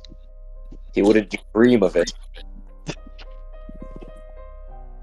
So, are you telling me, Virion, that you are going to intentionally withhold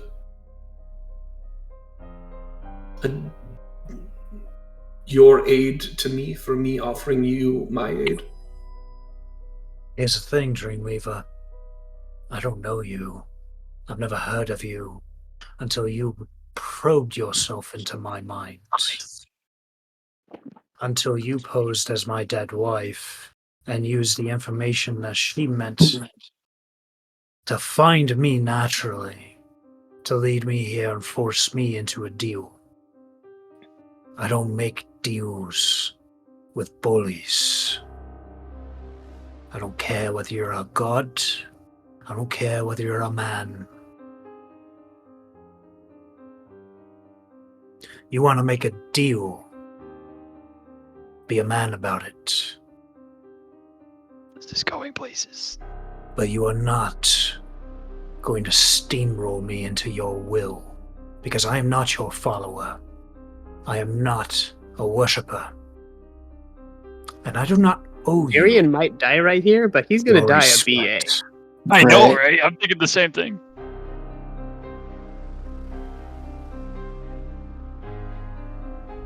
You're gonna go out big. Make me either an intimidation or persuasion check. If you have something to burn, burn it now. Jeez. Intimidation or persuasion? Intimidation or persuasion. Yeah, so I have a +0 to both of these. Nice knowing you guys. How do Backup character come in. Can I offer him that shark right there? I We will just agree that allow Virion it. can have that. All right. Hey, Virion, you got your second shark. Have a shark. Can I ask what the DC is here? DC is 20. Okay. Goodness, Oh, Well, Dream world, does he drive for real? this could be the most important role I've made this entire campaign. this is the so- biggest butt clencher roll of the session. Do Or you of the have luck? campaign. You got this. All right. And do you have luck? Tell you what, No, I I don't. will say, based on the circumstances and that epic speech, you may roll with advantage. Okay. I appreciate that because I still haven't clicked it, but I feel a critical fail. You have 2 sharks and advantage. It's not Monday. This is Wednesday. You got this. Okay. Uh, Okay. So, I still have, I have that shark. What is it? Is it D8? A D10. A D10. Come on, man. Okay. Oh, you got it! Come on! And I still have the other shark too, so I have 2D10 That is inspiration. correct. Oh, So the advantage only applies to the 20, right? Yes. Okay. have the 2d10. No freaking way, dude! I rolled a base still have 14. you still have advantage, so you can reroll that for. Yep. I rolled a base 14, and then with both inspiration, I rolled a 6. So that's a dirty 20. I can't Oh. believe it's so terrible, dude.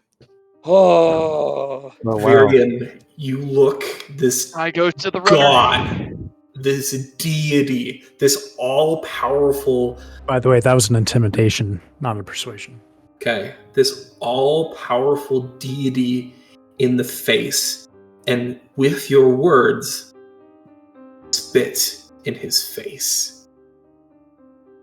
Oh. The venom and spite and anger that comes through speaks volumes of the years of manipulation that other people have had on your life, and you are sick of it. You are done bowing and scraping and following orders of those that presume to own you. You are your own man. The Dreamweaver looks down, and a sly smile cracks his face. You know what, Virion? You have spunk, moxie, even. Takes a lot. Come here with that kind of balls and speak this way to a god. You may leave. This will be my gift to you. You've gone through enough hardship in your life. I do not need to take anything else. But Virion, let me be very clear. Speak to me this way ever again, and your life will no longer exist. Fit on his shoes. Oh my gosh. There's so much I want to say right now, but I don't have any inspiration. I don't want to go through that again. Not worth it. Don't do it. Don't do it. With Stay that, true to who you are. I won't say anything, but the look on my face, you can imagine whatever look that you want, but the look on my face will say all that needs to be said. and with that, you blink, and you wake back up. I'm still alive, guys. And that is only where we barely. will end the episode for the evening. Oh my god. My dear friends, come here, come closer. Thank you so much. You have watched the video, you made it to the end. Truly, it means so much to us, but we wanted to thank a couple more people.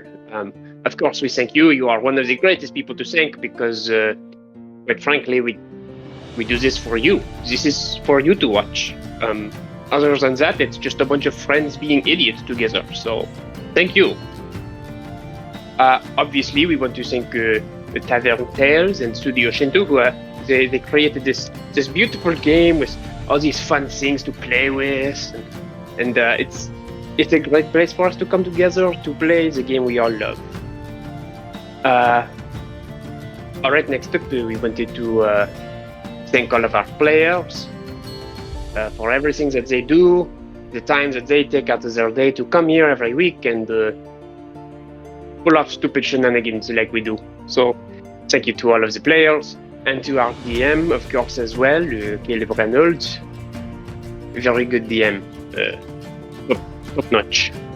Okay, let's see here. What else do we have? Oh, of course. There's a cameraman here.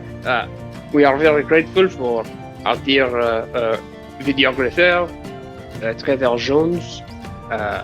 Thank you for all you do. There's just so many things. I have a good one. Fabius from the from the tavern. If you have not seen their channel, they also play D&D in Cavern Tales like us, and their content is perfect. I love it. I love it. You should go check them out. We will leave a little link here and down below as well. With that, I think that's all of the thank yous that we have. But just a petite little reminder to subscribe if you are not subscribed, so that you get all of our notifications when we are posting our fun videos for you. And to watch it for the shorts that we will be posting, and then come back here to this video, find the timestamp, drop it in the comments, and we'll give you a little shout out here. So thank you again for everything so much. Goodbye, and we will see you next time on the Arcane World. Bye bye.